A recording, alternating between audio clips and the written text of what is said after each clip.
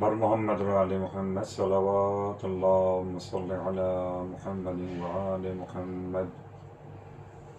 ایک مرتبہ سورہ الحمد اور 3 مرتبہ سورہ اخلاص کی تلاوت کی مؤدبانہ التماس برائے بلندی درجات و برائے ایصال ثواب مرحوم اور مغفور رمضان علی غلام علی یودیجی اور ان کے خانوادے کے جملہ مرحومین، تمام شرکائے مجلس کے جملہ مرحومین، تمام شہدائے ملت، تمام علماء اعلام مراجع عظام المرحومین کے لیے ارشاد فرما دیجیے۔ بسم اللہ الرحمن الرحیم۔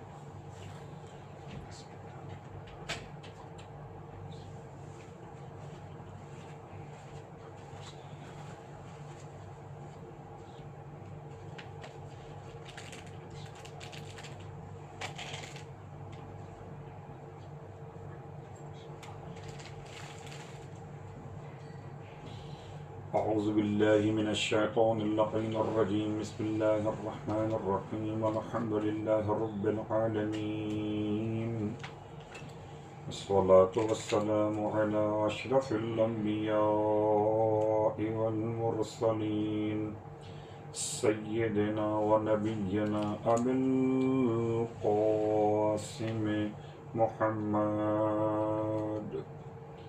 وقال أهل بيته الطيبين الطاهرين واللعنة الدائمة على أعدائهم أجمعين. أما بعد فقد قال الله تبارك وتعالى في كلامه الحميد وفرقانه المجيد قوله الحق وهو أصدق القائلين. بسم الله الرحمن الرحيم. ومن ورائهم برزخ إلى يوم يبعثون.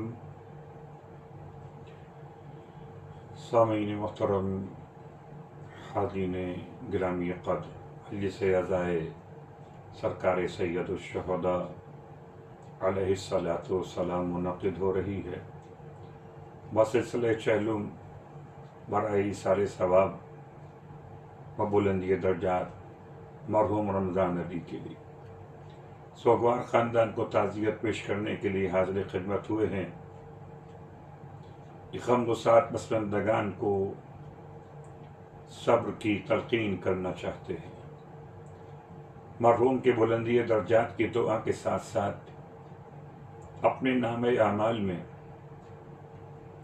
ایک مجلس عزائے سرکار سید الشہداء کا ثواب لکھوانا چاہتے ہیں۔ یقیناً فرش ادا پر آنا بھی عبادت ہے، ذکر سرکار سید الشہداء کا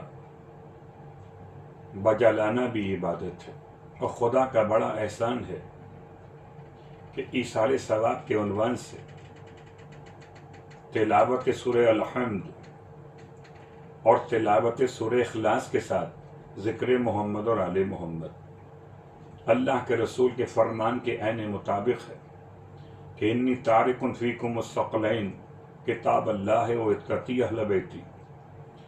اللہ کے رسول نے دنیا سے جانے سے پہلے ہر زندہ اور ہر مرحوم کے لیے 2 تحفے عطا کیے، ایک تلاوت کتاب خدا برائے حصول ثواب زندوں کے لیے، برائے ایصال ثواب مردوں کے لیے، اور ایک سیرت آل محمد عطرت اطہار علیہم السلام زندوں کے لیے، اور ذکر محمد اور آل محمد بعنوان ایصال ثواب مردوں کے لیے۔ ہر 2 صورت میں مومن زندہ رہے تب بھی اور مومن انتقال کرے تب بھی اس کے دونوں ہاتھ بھرے ہوئے رہتے ہیں۔ کوئی ہاتھ خالی رہے تو سائل سمجھ میں آئے، دونوں ہاتھ بھرے ہوئے ہوں تو سائل نہیں بلکہ دینے والا سمجھ میں آتا ہے۔ لہذا ایصال ثواب کی مجلس رضا برزخ کے عنوان پر اور خاص مرحوم کی خصوصی کیفیت کو مد نگاہ رکھتے ہوئے کچھ پیغامات آپ کی خدمت میں پہنچانا چاہتے ہیں۔ سرنامہ کلام میں آپ کی خدمت مقدس میں اس آیہ وافی ہدایہ کی تلاوت کا شرف حاصل کیا گیا۔ اس آیہ وافی ہدایہ کا تعلق سورہ مبارکہ المومنون سے۔ آیت کا نشان 100 ہے۔ مالک دو جہاں نے ارشاد فرمایا وَمِن وَرَائِهِمْ بَرْزَخٌ إِلَى يَوْمِ يُبْعَثُونَ۔ یہ سوال انتہائی اہم اپنے مقام پر تمام افراد کے لیے کہ اس دنیا سے انتقال کرنے کے بعد کون سی دنیا ہے اور وہاں کے معاملات کیسے چلتے ہیں۔ تو بہت تفصیل کا تو وقت نہیں ہے، چیدہ باتیں آپ کی خدمت میں بیان کرنا چاہوں گا۔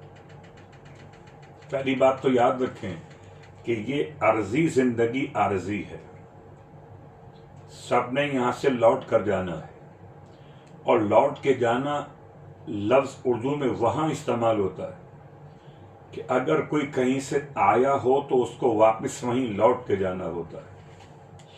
جیسے میں اپنے گھر سے امام بارگاہ میں آیا تو مجھے امام بارگاہ سے مجلس کے بعد اپنے گھر لوٹ کر جانا ہے، تو یہ لوٹ کر جانا انا للہ و انا الیہ راجعون، ہم سب اللہ کی ملکیت ہیں اور ہم سب نے لوٹ کر واپس جانا ہے۔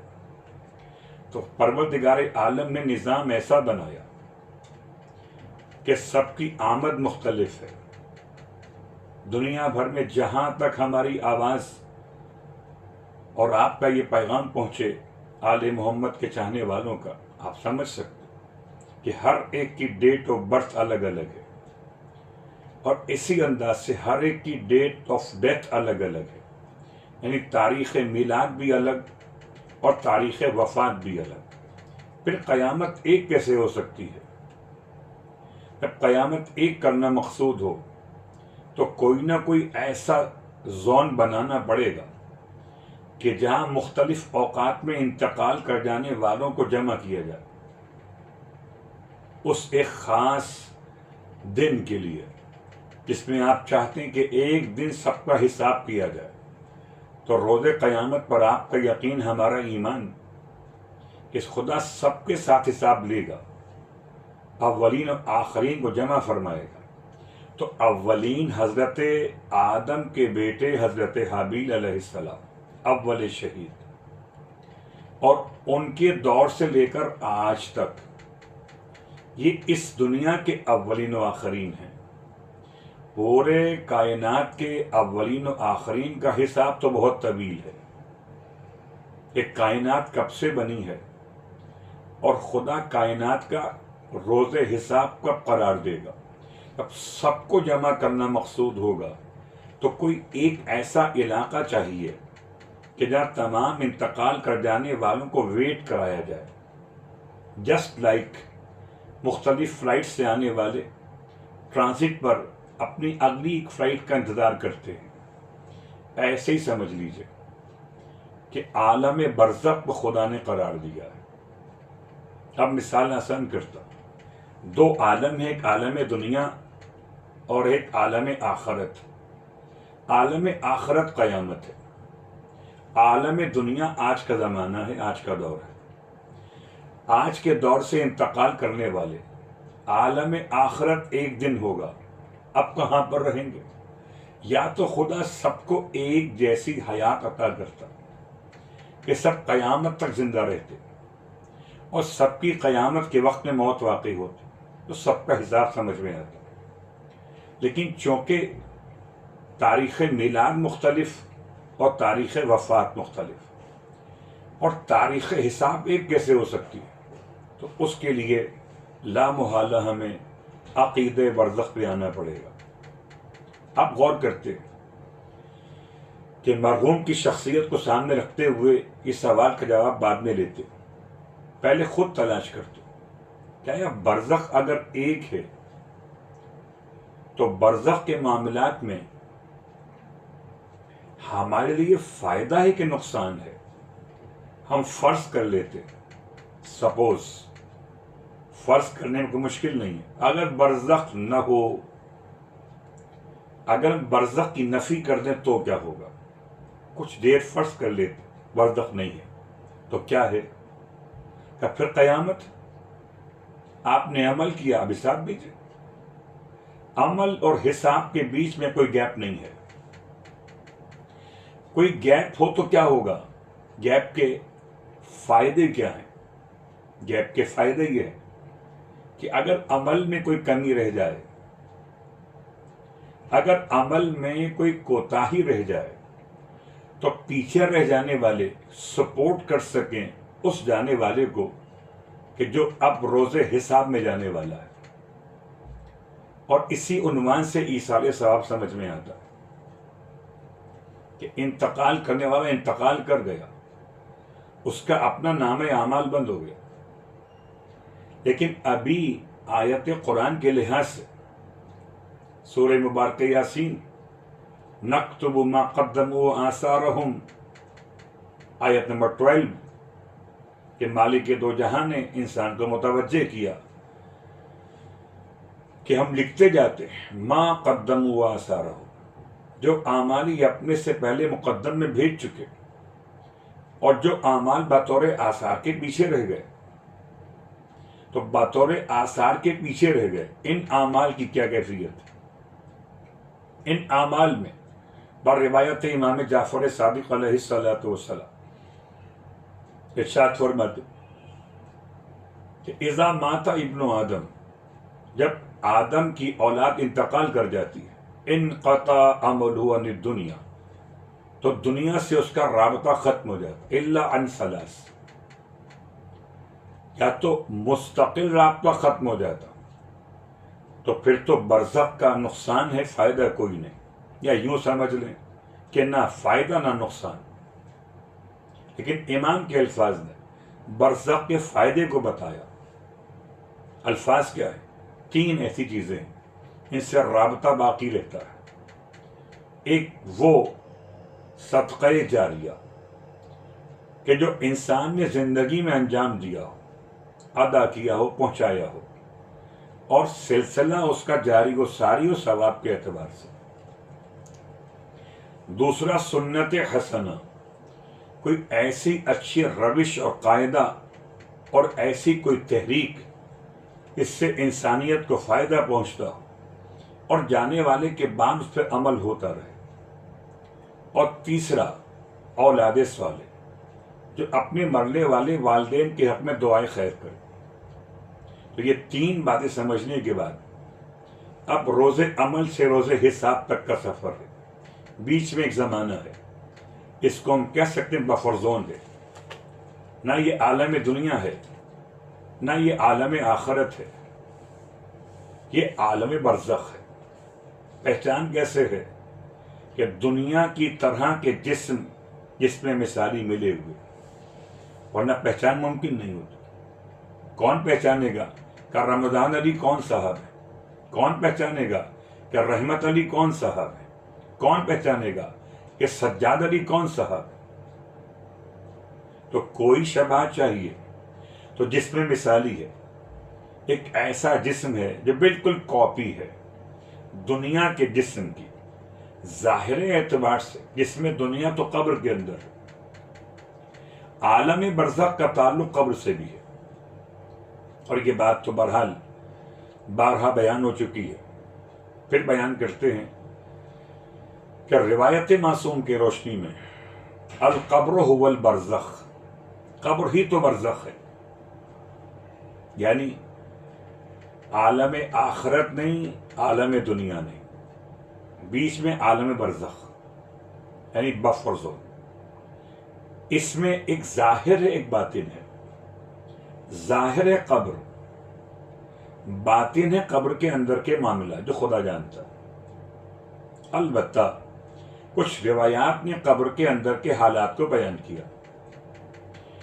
تو ایک تو پروردگار نے احسان کیا کہ ایک بھتیجا اپنے چچا کے لیے، ایک بیٹا اپنے بابا کے لیے، ایک ماں اپنی اولاد کے لیے، شریک حیات اپنے شوہر کے لیے ان کے انتقال کر جانے پر سوگوار ہے تو کہاں جائے؟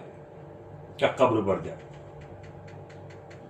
اور قبر پہ جانے کا ثواب لکھا گیا، یعنی عالم دنیا کو عالم برزخ کے گیٹ سے جوڑنے کے لیے، دروازے تک لانے کے لیے عبرت کا سامان اور ثواب کا سامان، عبرت آنے والوں کے لیے، ثواب جانے والوں کے لیے۔ قبر کو دیکھ کر اپنی قبر کو یاد کیجیے کہ یہ سارے اہل قبور کبھی ہماری طرح رہتے تھے، اور یہ بہت کم لوگ یاد کرتے ہیں۔ انبیاء کے پیغامات میں پیغام ملتا ہے کہ اگر انسان اپنے جیسے انسان کو دفن کرنے کے بعد ایک لحظہ عبرت حاصل کر لیتا تو کسی ہدایت کی ضرورت پیش نہ آتی۔ یہ قبر کو سامنے دیکھنا، عبرت کا ایک پیغام لینا انسان کی ہدایت کے لیے کافی تھا۔ بہرحال آج عبرت تو پیچھے رہی کہیں پر، بس ایصال ثواب رہ گیا۔ قبرستان جائیے، فاتحہ خوانی کیجیے اور درود پڑھ کے آ جائیے۔ درست ہے، غلط نہیں ہے، مگر یہ ون سائیڈڈ ہے۔ خدا نے آپ کے لیے چاہا تھا کہ آپ عبرت کا سامان تلاش کریں اپنے لیے، ایصال ثواب کا سامان لائیں مرنے والے کے لیے، اور ہم نے آدھا کام کیا، آدھا چھوڑ دیا۔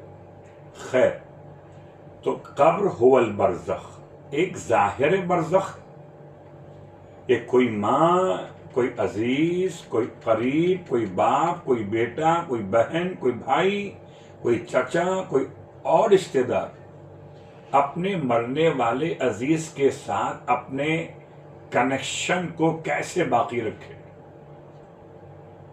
تو قبر کے پاس جائے، بیٹھے، قبر پہ ہاتھ رکھے، فزیکل اس کو ٹچ کرے کہ اس قبر کے اندر میرا عزیز ہے۔ سیٹسفیکشن ہوتی ہے انسان کو فزیکل، جب ٹچمنٹ انسان کو ملتی ہے کہ جب ہاتھ لگا کے دیکھتا ہے کیا یہی قبر ہے، یہی مکان ہے، اس کے اندر دفن کیا تھا اپنے علاقے میں۔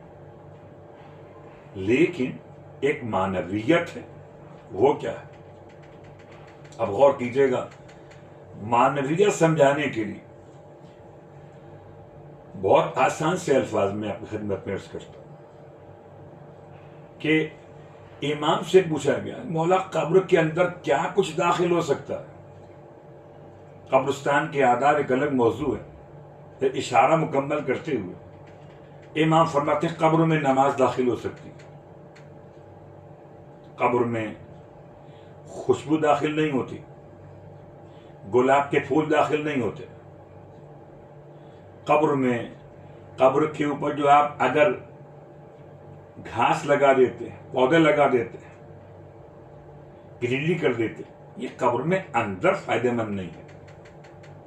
ہاں، قبر کی خوبصورتی کو بڑھاتی ہے، قبر کی رونق میں اضافہ کرتی ہے، دیکھنے والوں کو اچھا لگتا ہے، لیکن خود صاحب قبر کے لیے ان میں سے کوئی بھی چیز کارآمد نہیں۔ اگر پانی ڈالنا بھی کارآمد ہے تو روایت کے لحاظ سے پہلی مرتبہ ہی، تدفین کے فوراً بعد میں جتنی بار آپ پانی ڈالیے تو پانی ڈال دیجئے، لیکن روایت میں اس کا ثواب آپ کو وارد نہیں ملے گا۔ لہذا امام سے پوچھتے ہیں نا کہ مولا قبر میں کون سی چیزیں داخل ہو سکتی، یعنی عالم دنیا سے عالم برزخ میں کیا ٹرانسفر کیا جا سکتا ہے؟ کہ نماز، روزہ، حج، صدقہ و خیرات اور دعائے مغفرت، 5 چیزیں۔ لیکن جب امام سے پوچھا گیا کہ مولا آپ بتائیے، اور 2 روایات آپ کی خدمت میں خاص پیش کرنا چاہوں گا۔ مولا کائنات علی ابن ابی طالب علیہ الصلوۃ والسلام ارشاد فرماتے ہیں کہ اہل قبور کی 5 قسمیں ہیں۔ ظاہر قبرستان بالکل ایک جیسا ہے، اب بات کینیڈا کی ہو کہ امریکہ کی ہو، پاکستان کی ہو کہ ہندوستان کی ہو، نجف کی ہو کہ مشہد مقدس کی ہو، قبرستان ظاہر قبر اب ایک طرح کی ہوتی ہیں، سب کی قبریں سمت قبلہ ہیں، سب کی قبروں کا سائز تقریباً ایک جیسا ہے، لیکن اندر صاحبان قبر 5 قسم کے ہیں۔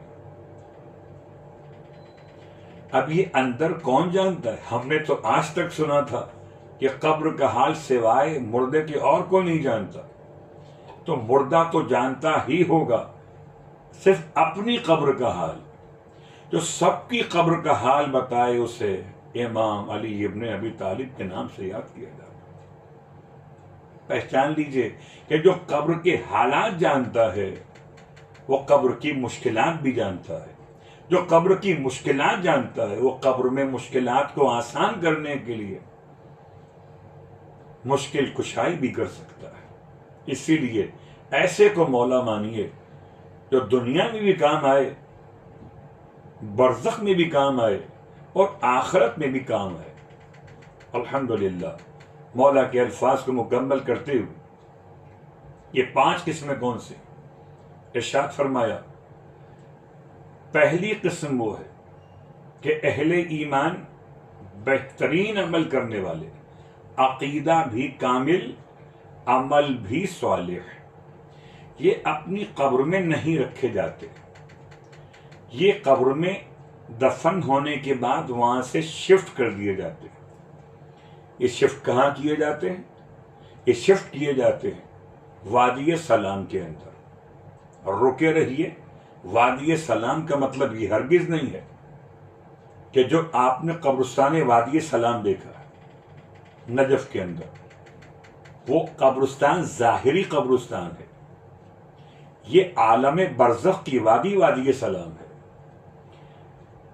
یعنی کیا مطلب کہ اب اگر عقیدہ کامل ہے اور عمل صالح ہے انسان کا، تو وہ اپنی قبر میں رکھا نہیں جائے گا، وہ اپنی قبر سے منتقل ہوگا وادی سلام، عالم برزخ کی اس وادی میں، جس کو امام ارشاد فرماتے امام صادق علیہ الصلوۃ والسلام کہ القبر اما روضۃ من ریاض الجنہ۔ تو دونوں روایتیں ساتھ ساتھ چلاتے ہوئے امام اول اور امام ششم، پہلے اور چھٹے امام کی روایت، تو قبر میں جو صاحبان قبر کی 5 قسمیں۔ پہلی قسم عقیدہ کامل، عمل صالح۔ کہاں جائیے گا؟ کہ وادی سلام، برزخ کی وادی کے اندر، کہ جو روضۃ من ریاض الجنہ، جنت کے باغات میں سے باغ ہے۔ پھر امام ارشاد فرماتے ہیں اگر عقیدہ تو کامل ہے مگر عمل کچھ صالح ہے کچھ غیر صالح ہے، عمل میں کوتاہیاں ہیں، عمل میں تقصیر ہے، تو تقصیر عمل، کوتاہی عمل کے ساتھ عقیدہ کامل۔ اب امام ارشاد فرماتے ہیں یہ دوسری وہ قبر ہے جس کا صاحب قبر اپنی قبر کے اندر ہے، لیکن عمل تو صحیح، کچھ کیا کچھ نہیں کیا، عقیدہ بڑا کامل تھا، تو خدا اس کی برکت سے قبر میں وادی سلام کی طرف سے ایک ونڈو، ایک کھڑکی اوپن کر دیتا۔ اب ٹرانسفر نہیں ہوئے، لیکن وہاں سے برکتیں ایک کھڑکی کے ذریعے سے آ رہی ہیں، جتنی ہوا آ سکتی ہو، خوشبو آ سکتی ہو، جو نعمتیں آ سکتی ہوں، ایک ونڈو کھلا ہوا۔ اللہ اکبر۔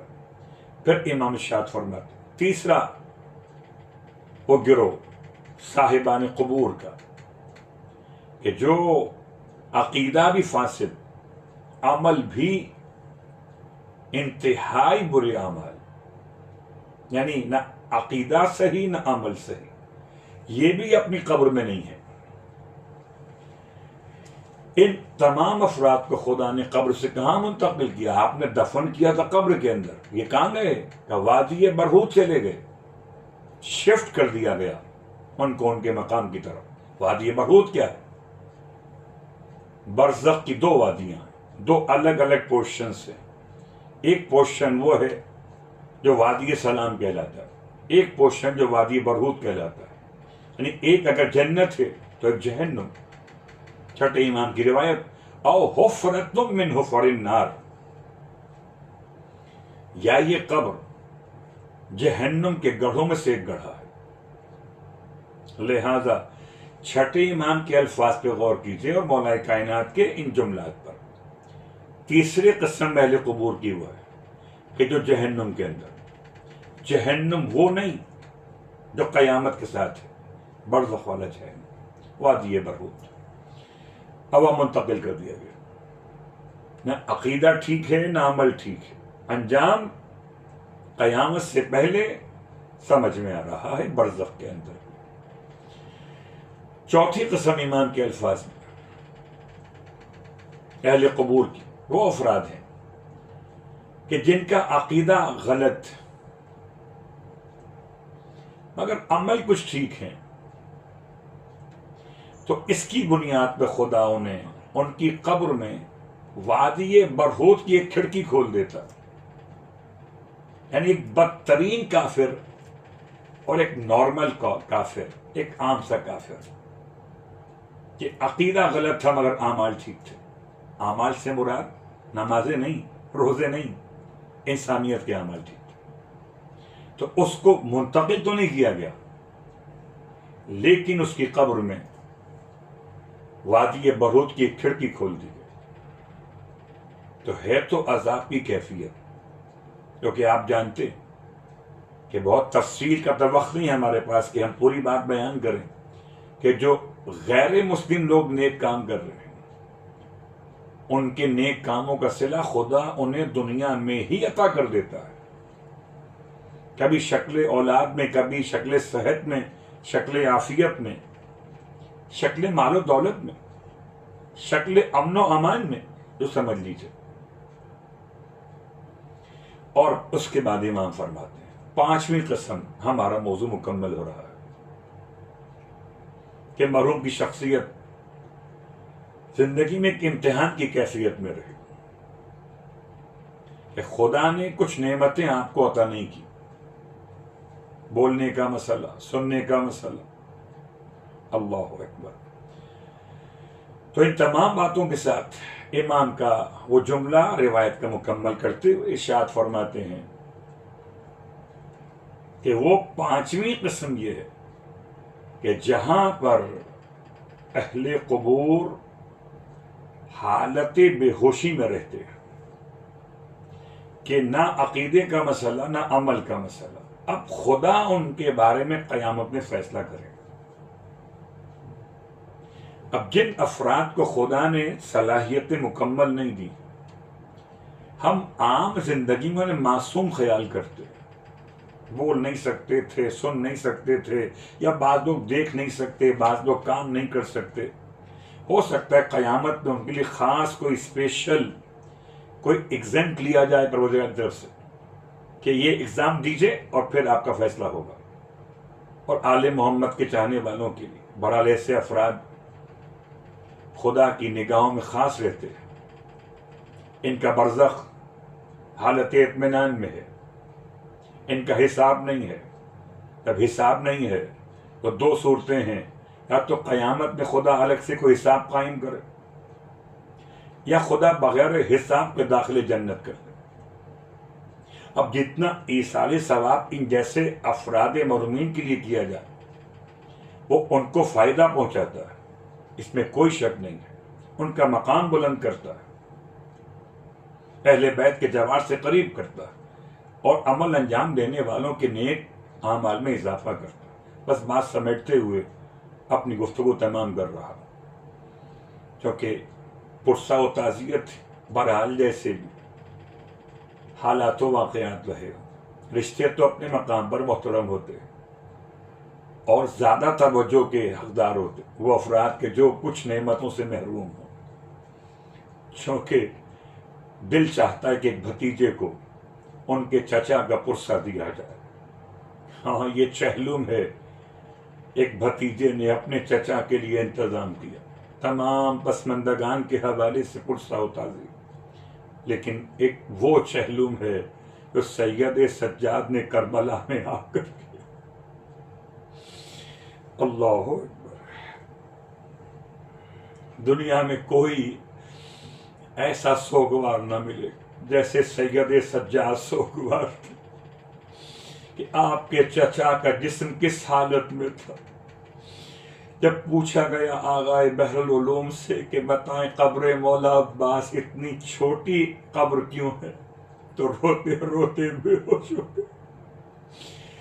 جب ہوش میں لائے گئے تو ارشاد فرماتے تھے کہ میرے چوتھے امام نے اپنے چچا کی لاش کو جب دفن کرنا چاہا تو قبر تو پوری بنائی تھی ان کے قد و قامت کے لحاظ سے، مگر جب لاش کو اٹھانا چاہا تو لاش اتنی خستہ حالت میں تھی، جس عضو بدن کو اٹھانا چاہتے تھے، ہاتھ لگاتے تھے اٹھانے کے لیے، وہ دوسرے اعضاء سے ٹوٹ کے الگ ہو جاتا۔ یعنی مولا عباس کی لاش ٹکڑوں میں اٹھائی گئی، ایک چھوٹے سے گڑھے میں سمو گئی۔ واہ محمدہ، واہ مصیبت۔ اور جب مولا عباس کے سرہائے مبارک کو دفن کرنے کا مرحلہ تھا تو چہلم کا دن تھا، اس سے پہلے بس ایک جملہ، جب اپنے چچا کی لاش کو لٹا چکے قبر میں سید سجاد اپنے چچا کے سینے پر سر رکھے اس طرح روتے تھے، امی العباس الدنیا بعدک الافا، چچا آپ کے بعد دنیا آنکھوں میں اندھیر ہو گئی۔ چچا آپ نے دیکھا، چچا آپ کے سجاد کو ہتھکڑیاں پہنائی گئی، آپ کے سجاد کو بیڑیاں۔ چچا آپ نے دیکھا آپ کے سجاد کے گلے میں توقیں خاردار تھی۔ روتے روتے میرا مولا اپنے چچا کی لاش میں گر پڑا۔ یہ تو تدفین کا واقعہ تھا۔ ہائے اربعین، سید سجاد اپنے چچا کی قبر پر روتے تھے، چچا ارے آپ کی بھتیجی، آپ کی شہزادی سکینہ کو ساتھ نہ لا سکے زندان شام میں، وہ روتے روتے رخصت ہو گئی۔ انا للہ وانا الیہ راجعون، رضا بقضائہ وتسلیما لامرہ۔ بار اللہ واسطہ محمد اور آل محمد کا ہماری اس عبادت کو اپنی بارگاہ میں قبول و مقبول فرما۔ بار اللہ واسطہ محمد اور آل محمد کا مرحوم کے درجات بلند فرما۔ ان کے درجات تو ویسے ہی بلند ہیں میرے مالک، ہمارے اس عمل کی برکت سے میرے مولا ان کو اور ہم سب کو مولا کے جوار میں جگہ عطا فرما۔ بار اللہ واسطہ محمد و آل محمد کا تمام پسماندگان کو صبر جمیل کرامت فرما۔ بار اللہ واسطہ محمد و آل محمد کا جتنے اعضاء و جوارح ہمیں خدا نے عطا کی ہیں مالک، ہمیں ان کا حق ادا کرنے کی توفیق عطا فرما۔ بار اللہ واسطہ محمد اور اہل محمد کا ابھی عالم دنیا میں روز عمل میں ہے پروردگار، روز حساب سے پہلے، برزخ میں جانے سے پہلے ہمیں زاد آخرت جمع کرنے کی توفیق عطا فرما۔ بار اللہ واسطہ محمد و آل محمد کا دنیا بھر کے اہل اسلام پر، تمام اہل ایمان پہ اپنا رحم و کرم نازل فرما، اور جتنے انصاف پسند انسان ہیں ان تمام کو بھی اپنی امان عطا فرما، تاکہ سب مل کر امام وقت کی خدمت میں حاضر ہو سکیں۔ خدایا ہمیں ہمارے محرومین کو امام کے ناصروں میں محشور فرما۔ ایک مرتبہ سورہ الحمد اور 3 مرتبہ سورہ اخلاص کی تلاوت کی سماعت مرحوم رمضان علی غلام علی یودی جی اور ان کے خاندان کے محرومین کے لیے، اور تمام شرکائے مجلس کے محرومین، شہدائے ملت کے لیے، تمام علماء اعلام مراجع و محرومین کے لیے ارسال فرما دیجیے۔ بسم اللہ الرحمن الرحیم، الحمدللہ رب العالمین۔